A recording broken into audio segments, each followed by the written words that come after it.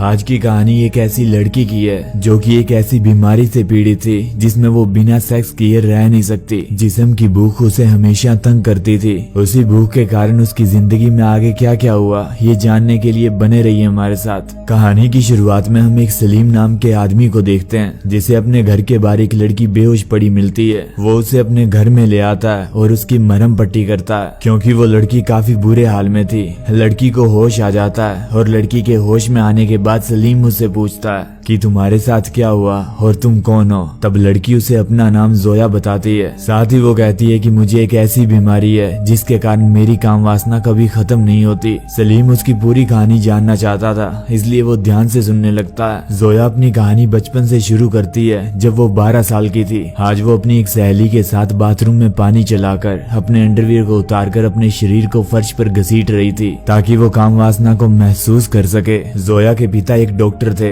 और जोया उनकी किताबों से गंदी तस्वीरों को देखकर अपने जिस्म को सहलाने लगती है। जोया अब जवान हो चुकी थी। उसका पिछले 1 साल से एक जिमी नाम के लड़के के साथ अफेयर भी चल रहा था। जोया अब अपनी सहेली के साथ नहीं खेलना चाहती थी इसीलिए वो जिमी के पास आकर उससे शारीरिक संबंध बनाने के लिए कहती है ताकि वो अपने जिस्म की प्यास को शांत कर सके। जोया की ये बात सुनकर जिमी उसके साथ पूरे 4 घंटे तक शारीरिक संबंध बनाता है मगर जोया को फिर भी मजा नहीं आता क्योंकि वो जिमी के साथ कुछ भी महसूस नहीं कर पा रही थी। इसके बाद जब वो ट्रेन में बैठकर घर जाने लगती है तो उसे अपने पास में बैठे आदमी से संबंध बनाने की इच्छा होने लगती है। इसके बाद वो दोनों ट्रेन के बाथरूम में जाकर शुरू हो जाते हैं। कुछ सालों बाद जोया और भी जवान हो गई। अब उसके जिस्म की भूख इतनी ज्यादा बढ़ चुकी थी कि वो कहीं भी बैठे बैठे अपना हाथ अपने प्राइवेट पार्ट पर चलाना शुरू कर देती थी और लड़कों को देखते ही उसकी हवस अपनी चरम सीमा पर पहुंच जाती थी। और इसके बाद उसने 21 की उम्र में शादी कर ली। उसके पति का नाम जेरोन था। जेरोन के साथ मिलकर उसने अपनी काम वासना पर काफी हद तक काबू कर लिया और दोनों अपनी जिंदगी काफी अच्छे से जीने लगे। आज जोया एक लड़के को जन्म देती है जिसका नाम वो दोनों मिथुन रखते हैं। बच्चा होने के बाद जेरोन अपने काम में काफी बिजी होने के कारण जोया के साथ पहले की तरह संबंध नहीं बना पा रहा था और अब वो जोया को खुश भी नहीं रख पा रहा था। इसी वजह से एक दिन जेरोन उसे किसी और के साथ संबंध बनाने के लिए कहता है। जोया पहले तो मना करती है लेकिन फिर मान जाती है। इसके बाद वो रोज अपनी हवस मिटाने घर से बाहर जाने लगी और देर रात को लौटकर अपने वापस घर आने लगी। ऐसे ही करते करते 3 साल बीत चुके थे। एक दिन जोया को अपने ऑफिस के बाहर एक आदमी नजर आता है जिसे वो अपने साथ सोने के लिए कहती है। वो अनजान आदमी मान जाता है। थोड़ी देर बाद जोया एक होटल के रूम में उस अनजान आदमी का इंतजार कर रही होती है जहाँ वो आदमी अपने दोस्त को साथ लेकर आता है। जोया उनसे कहती है तुम कुछ भी करो कैसे भी करो बस मुझे मजा आना चाहिए। उसकी ये बात सुनकर दोनों पहले उसके कपड़े उतारते हैं और फिर दोनों डिसाइड करते हैं कि कौन कौन सी पोजीशन में वो थ्रीसम करेंगे। मगर जोया की प्यास उन दोनों से भी शांत नहीं होती जिसके बाद जोया नाराज होकर अपने कपड़े उठाती है और अपने घर चली जाती है। जोया घर आकर एक क्लेम नाम के आदमी के पास जाती है। क्लेम वो आदमी था जो पैसे लेकर काम वासना की भूखी औरतों को संतुष्ट करता था। इसीलिए जोया क्लेम के पास आती है। वो जोया को सोफे पर अच्छी तरह से बांधकर उसके प्राइवेट पार्ट में उंगलियां डालकर चेक करता है कि आज उसे जोया के साथ क्या करना है और कैसे करना है। और एक दिन जब घर पर कोई नहीं होता तो जोया का बेटा मिथुन अपने बिस्तर से उठकर बालकनी में चला जाता है लेकिन कोई हादसा होने से पहले जेरोन घर आकर उसे बचा लेता है। इसके बाद जेरोन जोया से साफ साफ कह देता है कि तुम्हें अपने परिवार या अपनी हवस में से किसी एक को चुनना होगा। काम वासना से भरी जोया बिना कुछ सोचे समझे अपने मजे को चुनती है। जोया का ये फैसला सुनकर जेरोन उसे अपने घर से निकाल देता है जिसके बाद परेशान होकर जोया क्लेम के पास जाती है और वो उसे यहाँ आकर अपने साथ प्यार करने को कहती है। सलीम जोया से पूछता है कि तुम्हारा बेटा कैसा है। सलीम की ये बात सुनकर जोया चाय के कप को नीचे फेंक देती है और सलीम से कहती है कि उसे हॉस्टल भेज दिया। ये देखकर साफ साफ पता लग रहा था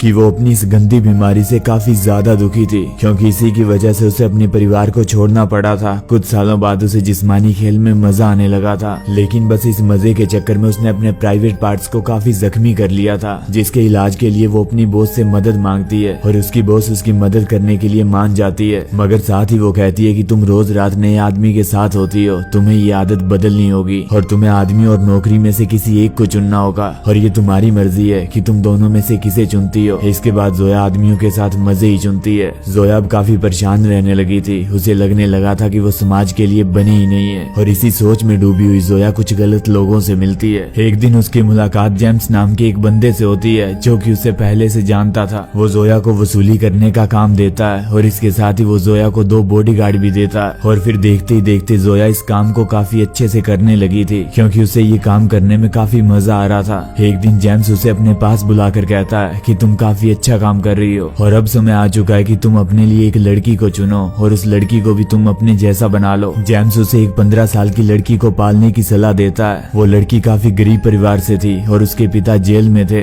इसके बाद जोया स्वीटन को ट्राई करती है ताकि उससे एक अच्छी दोस्ती हो सके। जोया को स्वीटन के साथ मिलकर ऐसा लगता है जैसे उसका स्वीटन के साथ कोई गहरा रिश्ता हो। जोया स्वीटन को अपने साथ रहने आने के लिए कहती है, जिसके बाद स्वीटन उसकी बात मानकर उसके घर हमेशा के लिए रहने आ जाती है। धीरे धीरे जोया उसे अपने वसूली के धंधे के सारे पैंतरे सिखाने लगती है और साथ रहते रहते दोनों एक दूसरे की तरफ आकर्षित होने लगती है और वो एक दूसरे को चाट चाट कर खाने लगती है। कुछ दिनों बाद जोया वसूली करती है और वो वसूली करने गलती से जेरोन के घर पहुंच जाती है, जिस कारण से वो ये काम स्वीटन को पूरा करने को कहती है। वो अपने इस काम को सफलतापूर्वक पूरा कर लेती है, मगर कुछ दिनों बाद जोया को अपने इस फैसले पर पछतावा होने लगता है क्योंकि जेरोन ने स्वीटन के साथ भी जिस्मानी रिश्ता बना लिया था। ये सब देखकर वो बहुत दुखी होती है और अंदर ही अंदर उसे जलन होने लगती है और इसी जलन के कारण वो जेरोन को मारने का फैसला करती है। ऐसा करने के लिए वो गन लेकर उसके घर में घुस जाती है। जेरोन स्वीटन के साथ ही होता है, लेकिन काफी कोशिश करने के बाद भी जोया उसे नहीं मार पाती। शायद उसकी गन में कोई खराबी आ जाती है, लेकिन जेरोन गुस्से में आकर जोया को बहुत मारता है। इतना ही नहीं बल्कि वो जोया के सामने स्वीटन के साथ जिस्मानी खेल भी खेलता है। जोया सलीम से पूछती है कि मेरी गन ने काम क्यों नहीं किया। फिर सलीम जोया से कहता है कि शायद तुम्हें वो गन नहीं चलानी आई होगी या फिर तुम जेरोन को मारना ही नहीं चाहती थी, इसीलिए ही तुमसे वो गन नहीं चली। इसी के साथ ही जोया की काम वासना की कहानी यही खत्म होती है और अब वो सोना चाहती थी,